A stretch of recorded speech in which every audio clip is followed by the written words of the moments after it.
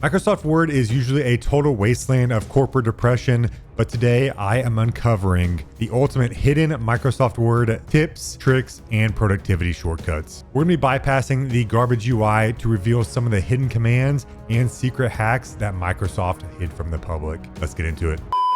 All right, kicking things off with a feature that Microsoft straight up hid from everybody like it's part of the Epstein files. Most people think that if you want a QR code in a document, you have to go to some sketchy ad-ridden website, paste your link in, and hopefully you don't download this nasty Trojan on your computer. But in fact, Word can actually do that natively inside your document. So first off, you're just gonna click inside of a blank Word document here. Then you're gonna press Control F9 on your keyboard. It's gonna open up some curly braces here. And no, you cannot just type in regular curly braces for some reason. Word does not like it. And then you're going to start typing exactly this. We're going to do all uppercase, display barcode. And we're going to do a space, open quotation marks. And this is where you tell it to go to whatever maybe website you want it to go to. So in my case, I'm going to do a little self promo here. Shameless self promo. We're going to do www.youtube.com/setup spawn, and then you're going to close your quotations. You're going to add a space to capital QR, just telling it that, hey, we want a QR code. I mean, this is part of the video where I show you how to do a QR code. I'm going to do space /Q space 3. This part is just setting the error correction quality. It's just, if your printer prints like absolute garbage, it's from the year 1990, it's still going to let a phone scan the QR code. And that's it. All you have to do from here is either right click inside of this, hit toggle field codes, or you can click after it, and then you're gonna do Alt F9 on your keyboard, and boom, you got your high-res QR code ready to scan. No third-party website required. And here I am scanning it on my phone right now just to prove to you that it does work.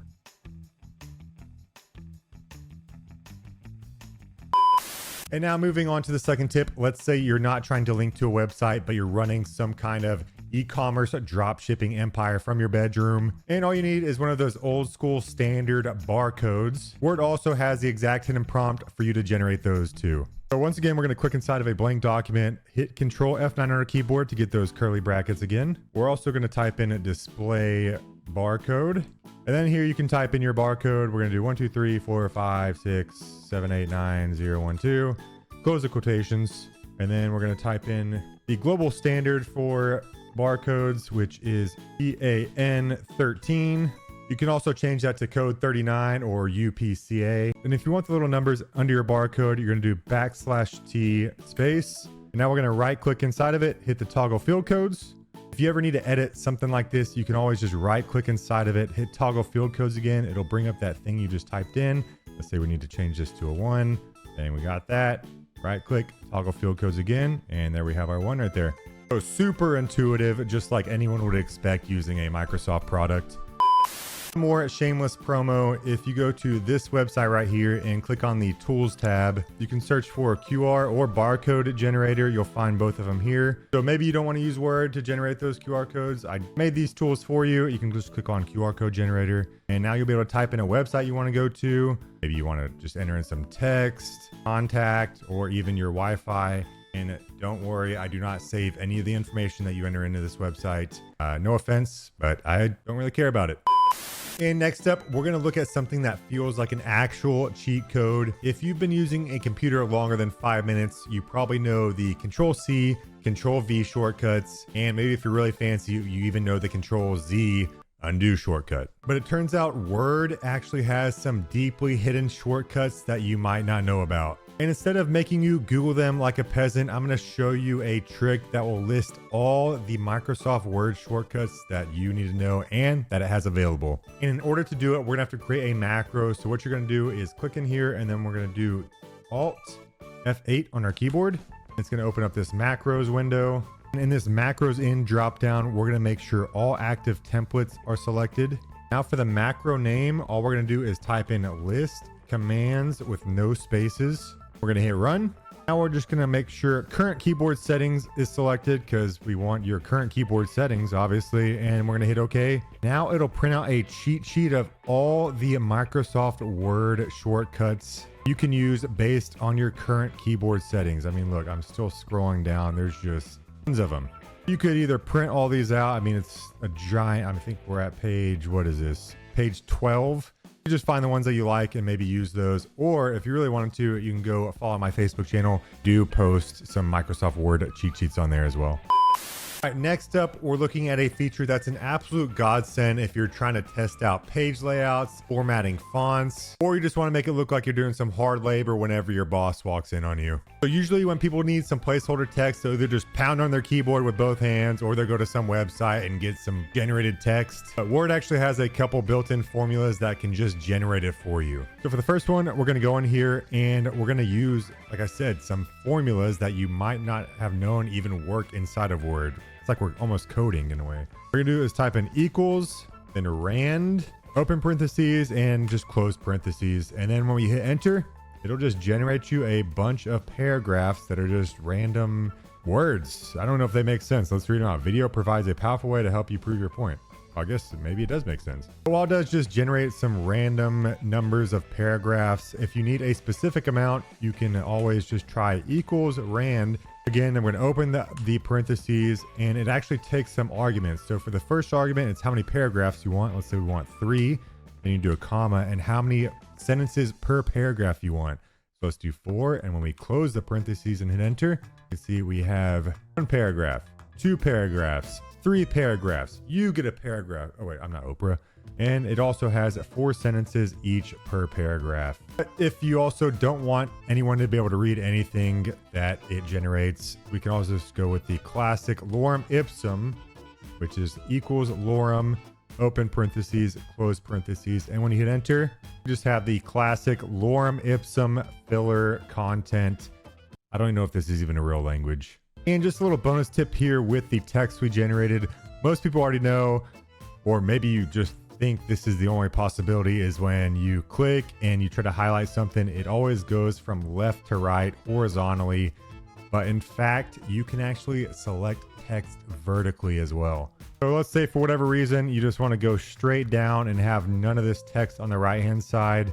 All you have to do instead is just hold Alt and then drag your cursor, and see, we can start selecting text vertically. So let's just stop right here. And we're gonna do Control C, and let's just go down a few spaces below and paste it and see what it actually selected. And there it goes.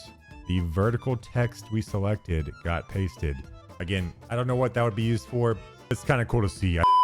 And now we have a trick for someone who constantly has to timestamp documents, maybe logs entries, or just fills out daily repetitive forms. So most people waste precious seconds looking in the bottom right of their computer to find the current date or time and enter it into certain forms like a caveman. But Word actually has some built-in shortcuts that will pull it from your system time. So if you click anywhere, we're just going to go with a blank document here, but it will work on some forms. And then let's say we need the current date. All you have to do is press Alt, Shift, and D. I'm assuming the D stands for date.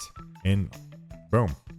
Easy enough. Shows you the current date, 6/1. And hopefully this video isn't too much after this current date, because I do a little lazy sometimes. And now let's say we need the time. Let's just do, we're gonna add in time here like it's a form.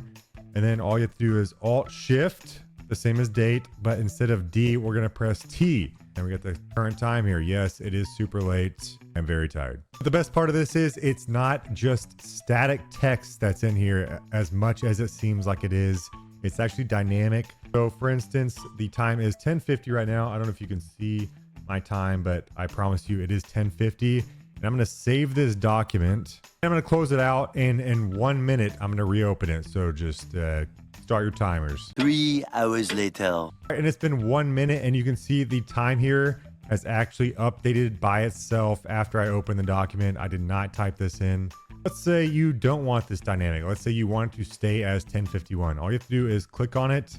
And this also works for the date shortcut too. You're gonna do Control, Shift, and F9 on your keyboard. Now it should be permanent. So it's 10:51 right now. Close the document, or actually I'm gonna save the document and then close it again. And in 1 minute, I'll reopen.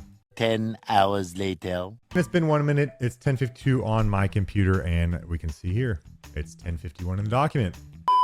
You're tired of clicking through Microsoft's endless maze of ribbons just to find a tool you've been using 50 times a day. You can actually rewrite the software to assign a custom keyboard shortcut to literally any command within the software. So if you want a specific font, a macro, or a deep nested menu item, you can literally assign that to any keyboard shortcut you want. All you're gonna do is go to the top left, select File, you're gonna move your webcam out of the way and select Options. And from all these tabs that pop up, you're gonna click on Customize Ribbon right here.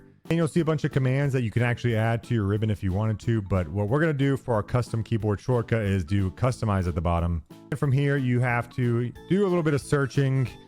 So just find the command you want. Make it easy. Let's just say we want a new font shortcut. We're going to click on the fonts category. And let's select our font. Maybe the best font in that Microsoft has. Oh, I didn't know there's a Wingdings 3. We got to go Wingdings 3. Now in this box right here, you're going to create your shortcut key for this command. So our Wingdings command is going to be Control, Shift, Alt, and W. Type that on a keyboard. You'll see the command here. Assign. I'm going to use one of our previous equals rand. I just want one paragraph.